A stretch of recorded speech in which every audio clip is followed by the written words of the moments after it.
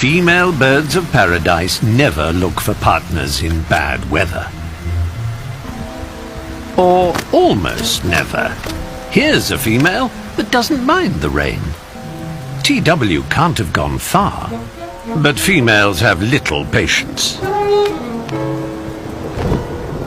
Who knows when she'll be back? TW spends a lot of time gardening and landscaping. It's important work if he wants his display pole to stand out in the canopy.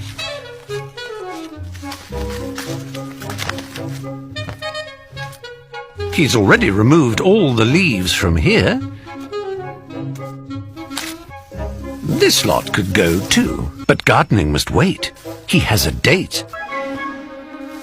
So, will a leafy gift help to woo her?